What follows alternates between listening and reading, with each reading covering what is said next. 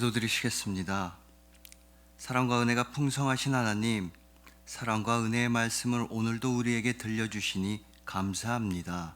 우리는 오직 그 사랑과 은혜의 말씀을 이 땅 가운데 전하는 그리스도인이 되겠습니다.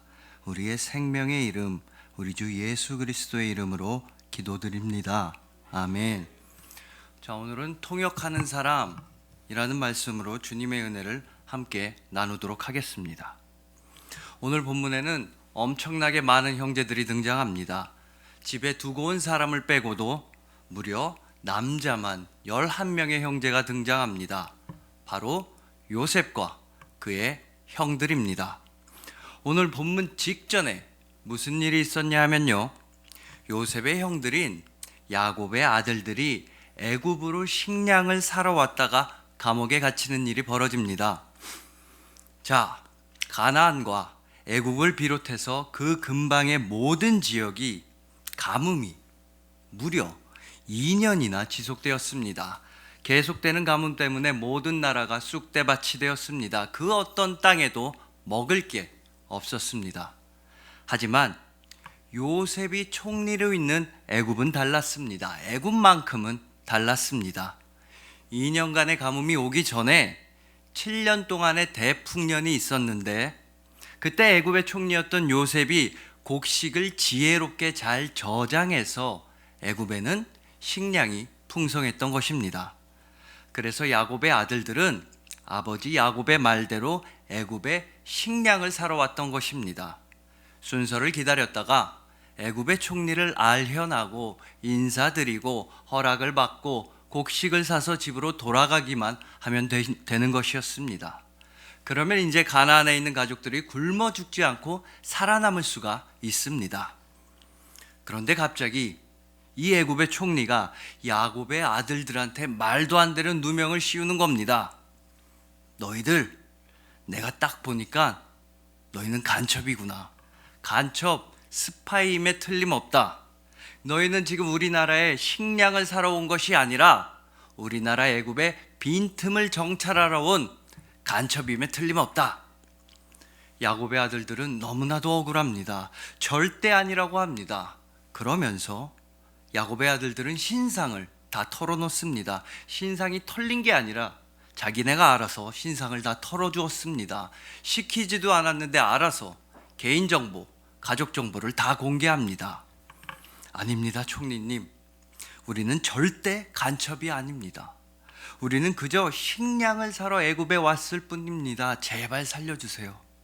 우리는 가나안 땅에서 정말로 식량만 사러 온 10명의 형제들입니다. 원래 남자는 12형제인데 한 명은 죽었고 다른 한 명은, 막내 동생은 집에 늙으신 아버지와 함께 있습니다. 제발 살려주세요. 진짜 억울합니다. 그러자 요셉이 말합니다. 딱 걸렸어. 딱 걸렸어. 너네 말이 진짜라면 너네가 가서 그 막내 동생 데리고 와봐. 집에 있다고 하는 그 막내 동생을 내 눈앞에 데려와서 너네 말이 진짜라는 걸 증명해봐. 아니면 너네는 간첩이야. 그대로 사형이다.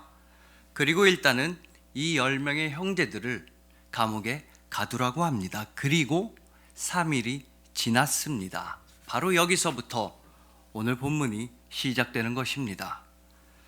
여기까지의 이야기에서 특이한 점은 역시나 요셉은 형들을 단번에 알아보았는데 형들은 요셉을 알아보지 못했다는 겁니다.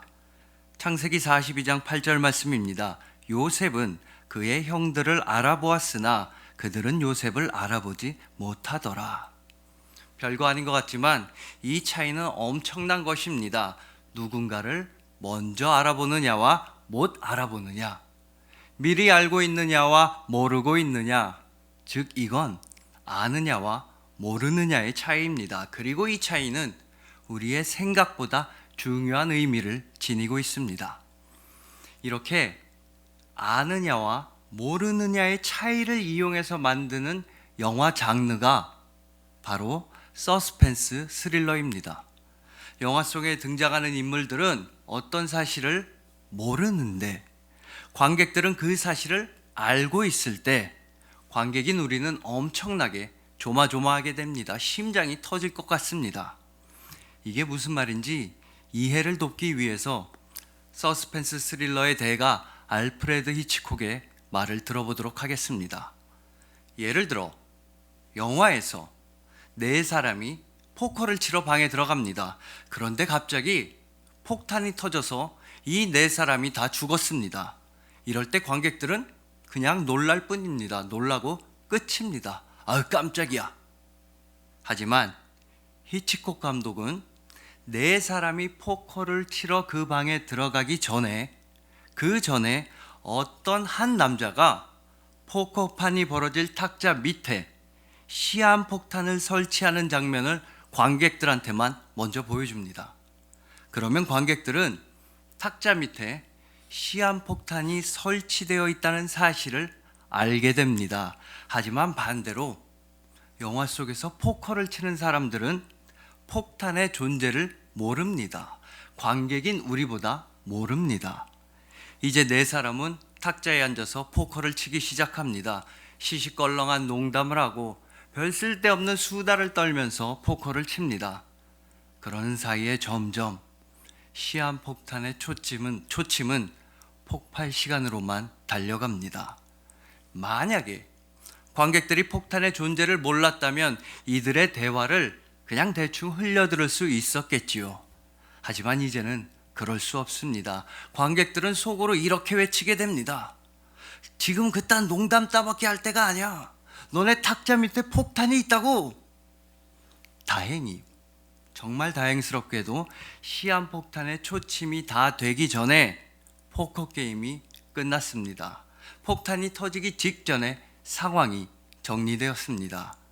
이 사람들은 이제 방에서 일어나서 나가려고 합니다. 관객들은 안도의 한숨을 쉬게 됩니다. 그래, 지금이라도 나가니까 다행이다. 그런데 이때 이 네 명 중에 한 사람이 이렇게 말하는 겁니다. 여기서 커피나 한잔 하지. 바로 이 순간 관객의 조바심은 폭발 직전이 됩니다. 바로 이때 느끼는 감정이 서스펜스라고 히치콕 감독은 말합니다. 조금만 생각해보면요, 이런 영화들 많이 있습니다. 우리는 연쇄살인마들이 등장하는 영화를 보면서 속으로 주인공한테 이렇게 소리칩니다. 안 돼! 그쪽으로 가지 마! 거기엔 살인마가 있단 말이야! 우리나라 영화 중에서는 살인의 추억 후반부에서 범인이 숲속에 숨어서 여중생을 죽일 것인지, 형사로 나오는 배우 송강호의 애인을 죽일 것인지 이쪽 저쪽을 쳐다보면서 고르는 장면이 대표적이라고 할 수 있습니다. 정말 무섭죠. 두 여성은 살인범의 존재를 모르고 우리는 알고 있기 때문입니다. 이렇듯 뭔가를 알고 있느냐 모르고 있느냐, 누군가를 알아보느냐 못 알아보느냐는 굉장히 중요한 문제입니다. 똑같은 상황인데도 알고 있는 사람과 모르고 있는 사람은 그 똑같은 상황을 정반대로 받아들이게 되기 때문입니다. 요셉의 형들은 요셉을 알아보지 못했습니다. 그 결과 자신들은 감옥에 갇히고 막내 동생을 인질로 데려와야만 하는 절망적인 상황에 처하게 되었습니다. 만약에 형들이 요셉을 알아보았다면 상황은 이렇게까지 극단적으로는 치닫지 않았을 것입니다. 그리고 우리 또한 마찬가지입니다. 우리도 누군가를 못 알아볼 때가 있습니다. 그래서 엄청난 실수를 저지를 수가 있습니다. 돌이킬 수 없는 잘못을 저지를 때도 있습니다. 우리가 몰라보는 그 누군가는, 우리가 모르는 채 살아가는 그 누군가는 바로 예수님입니다. 자, 요셉의 형들은 그러면 왜 요셉을 못 알아보았을까요? 요셉의 형들은 자기들이 종으로 팔아넘긴 요셉이 애굽의 궁궐에 있으리라고는 전혀 예상하지 못했습니다. 높고도 높으신 애굽의 총리가 자기 동생 요셉이라고는 도저히 생각할 수가 없었습니다. 이건요, 형들이 그곳에서 요셉을 만날이라고는 상상도 못했기 때문입니다. 꿈에도 몰랐기 때문입니다. 말 그대로 요셉이 거기서 왜 나와? 이겁니다. 요셉이 나올 리가 없었기 때문에 몰라본 것입니다. 그리고 우리도 마찬가지 아닙니까? 우리는 마치 예수님을 저 높고도 높은 하늘에만 계시는 분이라고 생각하지는 않습니까? 아니면 무슨 수련회나 무슨 집회에서만 만나는 분이라고 생각하지는 않습니까? 매주 출석하는 여러분의 교회에서는 예수님을 못 알아보고 그냥 지나가는 건 아닙니까? 하지만 예수님은 모든 곳에 계십니다. 특히나 우리가 절대로 그곳에만큼은 계시리라고 생각하지 않는 곳, 바로 그곳에 예수님은 계십니다. 이 세상의 가장 낮은 곳, 가장 천한 곳, 가장 아픈 곳, 가장 힘들고 어려운 곳에 예수님께서는 계십니다. 마태복음 25장 44절부터 45절입니다. 그들도 대답하여 이르되 주여 우리가 어느 때에 주께서 줄이신 것이나 목마르신 것이나 나그네 되신 것이나 헐벗으신 것이나 병드신 것이나 옥에 갇히신 것을 보고 공양하지 아니하더이까.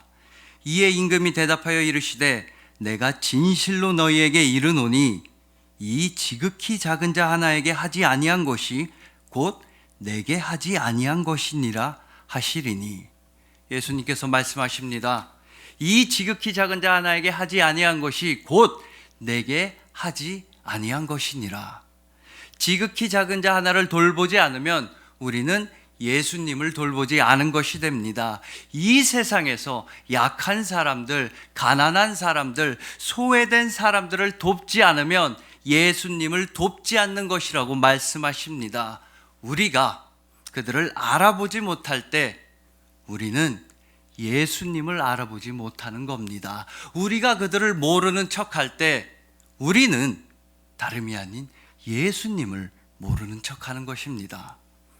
이 땅에 가장 낮은 곳에 계시는 예수님을 만나시길 소망합니다. 여러분들이 가는 모든 곳에 계시는 예수님을 알아보시길 소망합니다. 그럼으로써 언제나 주님과 함께 동행하실 여러분들을 주님의 이름으로 축복합니다.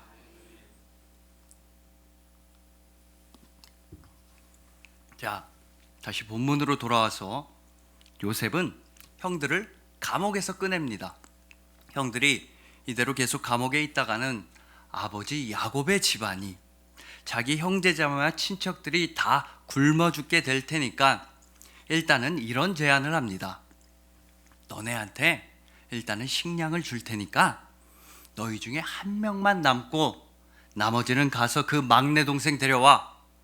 이게 너희가 살 수 있는 유일한 길이다. 그러자 요셉의 형들은 그렇게 하기로 하고 자기들끼리 이야기를 나눕니다. 슬픔과 비탄에 빠져서 이렇게 말합니다. 이건 우리 잘못이다. 옛날에 우리가 우리 동생 요셉한테 못할 짓을 해서 지금 이런 일이 벌어지는 거야. 우리가 동생한테 줬던 그 괴로움이 그대로 우리한테 돌아오는구나. 그래서 이렇게 됐구나. 이때 요셉의 형들은 자기들끼리만 알아듣게 히브리 말로 이야기합니다. 요셉이 자기네 말을 알아들을 줄은 꿈에도 몰랐습니다. 자신들과 이야기할 때는 요셉이 항상 통역을 중간에 세웠기 때문입니다. 본문 23절입니다. 그들 사이에 통역을 세웠으므로 그들은 요셉이 듣는 줄을 알지 못하였더라. 이 통역하는 사람이 자신들의 히브리 말을 애굽의 말로 옮겨서 요셉한테 전하고 요셉이 애굽 말을 하면 통역이 히브리 말로 통역해서 자신들한테 전했기 때문입니다. 하지만 여기서도 요셉은 다 알아듣고 있었습니다. 형들이 무슨 이야기를 하는지 다 알아듣고 있었습니다. 왜 아니겠습니까?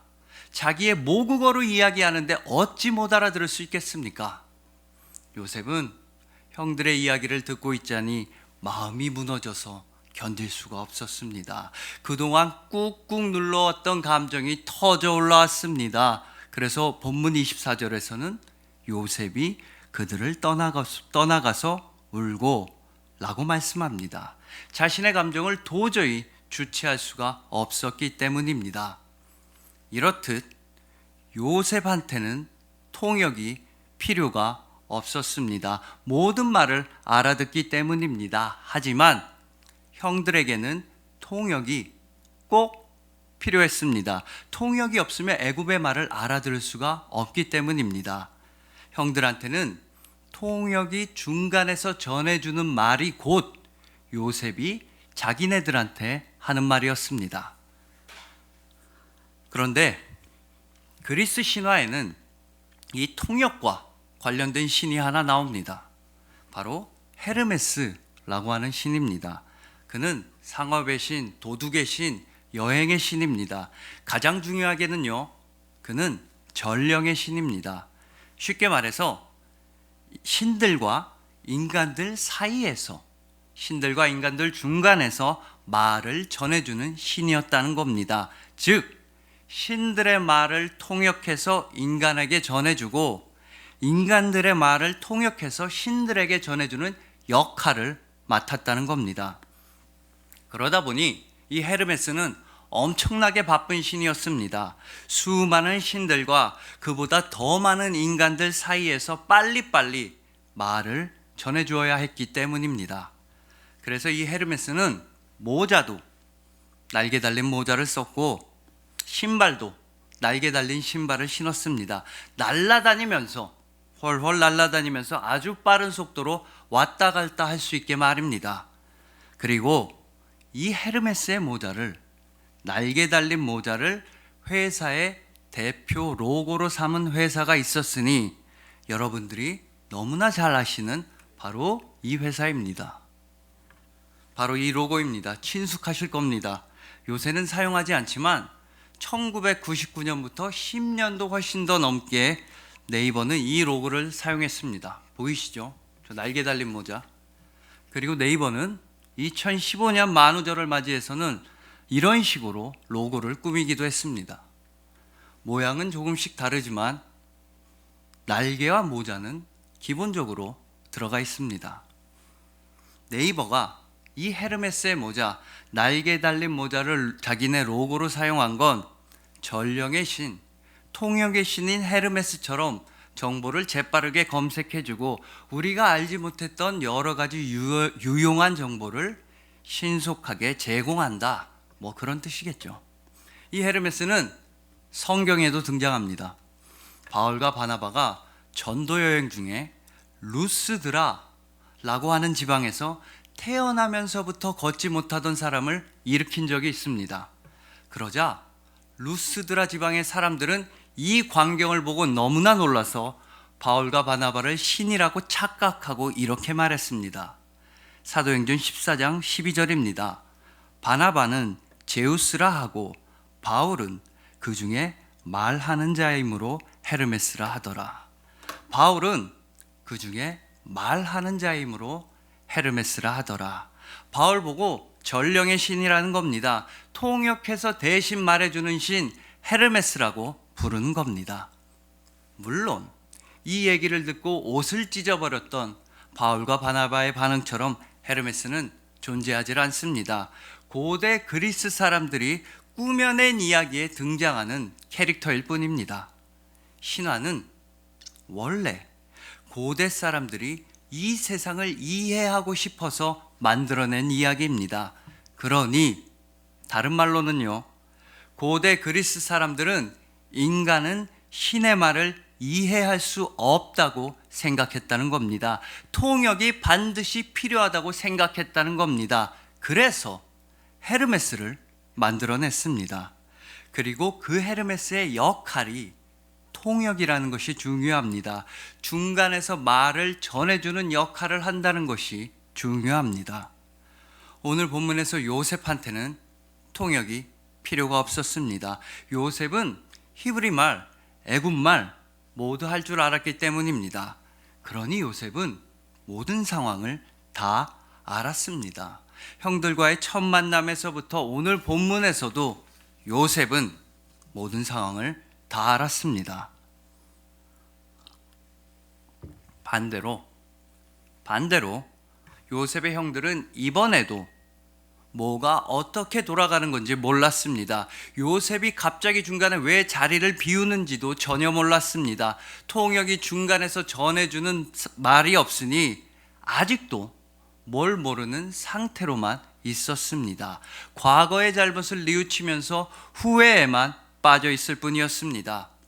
이렇듯 통역이 없는 사람은 내 눈 바로 앞에서 대화가 오고 간다 할지라도 무슨 말을 하는지 전혀 알 수가 없습니다. 상황을 파악할 수가 없습니다. 그리고 예수님을 믿지 않는 사람들한테도 통역이 필요합니다. 주님의 사랑의 말씀, 주님의 생명의 말씀을 알아듣지 못하고 이해하지 못하는 사람들한테는 통역이 반드시 필요합니다. 그래서 여러분들이 통역자가 되어야 합니다. 그리스도인은 통역하는 사람이 되어야 합니다. 중간에서 말을 전하는 사람이 되어야 합니다. 즉 주님의 말씀을 이 세상에 전하는 사람이 되어야 합니다. 하나님 나라의 복음을 이 땅 가운데 전하는 사람이 되어야 합니다. 바로 여러분들이 예수님의 통역자가 되어서 주님의 사랑과 생명의 말씀을 이 세상의 사람들이 알아듣기 쉽게 전해야 하는 것입니다. 로마서 10장 14절의 말씀입니다. 그런즉 그들이 믿지 아니하는 일을 어찌 부르리요 듣지도 못한 일을 어찌 믿으리요 전파하는 자가 없이 어찌 들으리요. 여러분, 이 세상에는 아직도 주님의 사랑을 알지 못하는 사람들이 많이 있습니다. 주님의 그 크신 은혜를 아직도 모르고만 있는 사람이 많이 있습니다. 자, 우리나라를 예로 들면요, 우리가 예수님의 통역자가 된다는 건 단순히 예수님 믿으세요, 교회 다니세요, 이런 소리를 사람들이 들어보지 못했다는 뜻이 아닙니다. 우리나라에 사는 사람 중에 교회에서 예수님 믿고 천국 가자고 한다는 거 모르는 사람 거의 없습니다. 물론 이런 전도도 굉장히 중요하고 반드시 필요합니다. 오해하시면 안 됩니다. 허나 우리가 예수님의 통역자가 된다는 건 바로 이런 의미입니다. 우리의 말이 예수님의 말이 되어야 한다는 뜻입니다. 우리의 행동이 예수님의 행동이 되어야 한다는 뜻입니다. 우리의 삶이 예수님의 삶이 되어야 한다는 것입니다. 우리가 평소에 예수님을 닮은 사랑의 말을 하지도 않으면서 그냥 예수님 믿으세요 이러면 그 누가 우리의 말을 믿겠습니까? 우리의 행동이 예수님을 닮은 자비로운 행동이 아닌데 입술로만 예수님 믿으세요 이러면 그 누가 우리의 말을 듣겠습니까? 우리의 삶이 예수님처럼 희생하고 헌신하는 삶이 아니면서 말로만 예수님을 믿으라고 한다면 그들은 우리의 말을 알아듣지 못합니다. 우리가 먼저 사랑의 본을 보여야 합니다. 희생의 모범이 되어야 합니다. 헌신의 덕을 세워야 합니다. 이것이 바로 예수님의 사랑과 생명의 말씀을 이 세상이 알아듣기 쉽게 통역하는 방법인 것입니다. 그리고 우리 그리스도인들은 이렇게 할 수 있습니다. 왜냐하면 예수님께서 직접 우리를 위해서 본이 되어 주시고 모범이 되어 주시고 덕을 세워 주셨기 때문입니다. 자, 생각해 보십시오. 하나님께서는 이 세상에 수많은 선지자들을 보내셔서 이 세상에 말씀하셨습니다. 예를 들어 스가랴 1장 3절 말씀입니다. 그러므로 너는 그들에게 말하기를 만군의 여호와께서 이처럼 이르시되 너희는 내게로 돌아오라. 만군의 여호와의 말이니라. 그리하면 내가 너희에게로 돌아가리라. 만군의 여호와의 말이니라. 어서 돌아오라고 말씀하셨습니다. 어서 빨리 하나님께로 돌아오라고 계속해서 말씀하셨습니다. 그러나 우리 인간들은 듣질 않았습니다. 그 말씀을 이해하지 못했습니다. 알아듣지 못했습니다. 듣기는 들어도 그 말씀을 깨닫지는 못했습니다. 하나님께서는 끊임없이 제발 돌아오라고 말씀하셨습니다. 너그럽게 용서하시고 싶으시니까 제발 회개하라고 계속해서 말씀하셨습니다. 하지만 우리 인간은 끝까지 듣질 않았습니다. 하나님의 말씀을 알아들을 마음이 없었기 때문입니다. 내 마음 속에는 나밖에 없었기 때문입니다. 우리가 하나님의 말씀을 너무나도 알아듣질 못하고 우리가 하나님의 말씀 받아들이기를 너무나도 완강하게 거부하자 하나님께서는 마침내 이렇게 하셨습니다. 하나님의 말씀을 완전하게 통역하여 주셨습니다. 절대로 못 알아들을 수가 없도록, 모든 사람들이 알아들을 수 있도록 완벽하게 하나님의 말씀을 통역하여 주셨습니다. 바로 예수님을 보내신 것입니다. 요한복음 1장 14절의 상반절 말씀입니다. 말씀이 육신이 되어 우리 가운데 거하심에, 말씀이 육신이 되어 우리 가운데 거하심에, 말씀이 육신이 되셔서 이 땅에 오셨습니다. 하나님의 말씀이 우리와 똑같은 육신을 입으셨습니다. 우리와 똑같이 살과 피를 지니신 몸이 되셨습니다. 그리고 우리 가운데 계셨습니다. 우리와 함께 계셨습니다. 즉 우리의 수준에 완전히 맞춰주셨습니다. 우리한테 맞춰주시려고 완전히 낮아지셨습니다. 이래야만 알아들으니까, 이렇게 해야만 이해할 수 있으니까, 말씀이 직접 내려오셔야만 우리가 알아들을 수 있으니까 하나님의 말씀이신 예수님께서 이 땅에 오신 것입니다.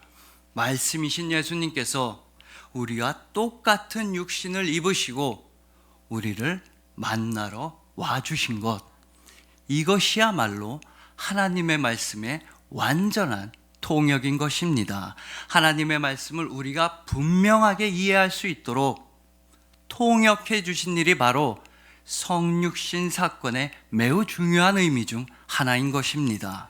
그러니 우리들은 이 땅에 참 인간으로 오신 참 하나님을 전하면 되는 것입니다. 제자인 우리들은 예수님을 따라서 이 세상의 가장 낮은 곳, 이 세상의 가장 힘들고 어려운 곳으로 나아가서 주님의 말씀을 전하는 증인이 되면 되는 것입니다. 우리는 예수님과 세상 사이의 통역자 그리스도인이기 때문입니다. 그리하여 언제 어디서나 예수님을 알아보시고 예수님과 함께 하시는 여러분들, 예수님의 말씀과 행동을 가장 많이 닮은 삶을 살아가시는 여러분들, 예수님의 통역자이신 여러분들을 진심으로 사랑하고 축복합니다. 기도드리시겠습니다. 우리를 위해 가장 낮은 곳으로 오신 주님, 우리를 찾아오셔서 생명의 말씀, 사랑의 말씀을 우리가 알아들을 수 있도록 들려주시니 감사합니다. 이제 우리가 주님의 통역자가 되어서 이 세상의 가장 낮은 곳, 가장 아픈 곳, 가장 어려운 곳으로 나아가겠습니다. 주님의 말씀을 들고 복음을 들고 나아가겠습니다. 그곳에 먼저 가 계시고 우리를 반갑게 맞아주실 주님을 위해 나아가겠습니다. 여호와 쌈마 하나님, 주님이 계신 그곳으로 우리가 나아가겠습니다. 우리를 주님의 통역자, 주님의 동역자로 세워주심에 감사드리며 우리에게 말씀하시는 우리 주 예수 그리스도의 이름으로 기도드렸습니다. 아멘.